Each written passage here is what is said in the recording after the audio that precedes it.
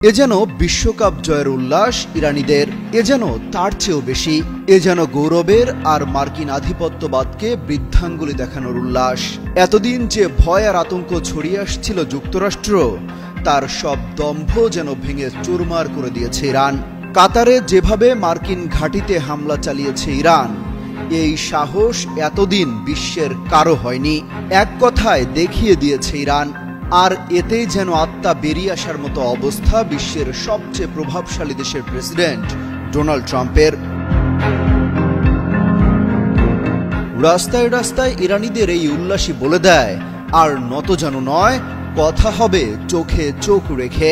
কে যুক্তরাষ্ট্র আর কে ইসরায়েল, এগুলো দেখার টাইমই নাই। পরমাণু কেন্দ্রে বিমান হামলার জবাব দিতে 24 ঘন্টাও অপেক্ষা করেনি ইরান। সব চোখ রাঙানি উপেক্ষা করে সোমবার রাতে রীতিমতো ঘোষণা দিয়েই মার্কিন ঘাঁটিতে হামলা চালায় ইরান। সেই হামলার প্রতিশোধ নেওয়া তো দূরের কথা, তড়িঘড়ি করে যুদ্ধবিরতির ঘোষণা দিয়ে বসেন মার্কিন প্রেসিডেন্ট ডোনাল্ড ট্রাম্প। মধ্যপ্রাচ্য থেকে মার্কিন আধিপত্যবাদ যে হুমকির মুখে ফেলে দিয়েছে ইরান, তা ভালোভাবেই বুঝে গেছেন মার্কিন প্রেসিডেন্ট। তাই তো কাতারকে দিয়ে ইরানের কাছে করা হয় সুপারিশও।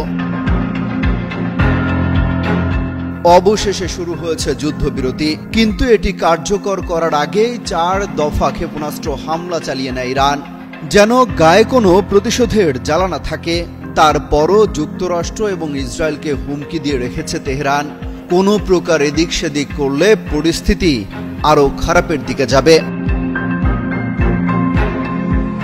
ইরানকে শায়েস্তা করতে বিমানে ভরে ইসরায়েলে অস্ত্র পাঠায় জার্মানি যুক্তরাষ্ট্র।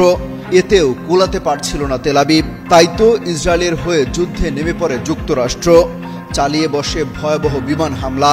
এরপরই ইরান একযোগে শুরু করে মার্কিন ঘাঁটিতে হামলা।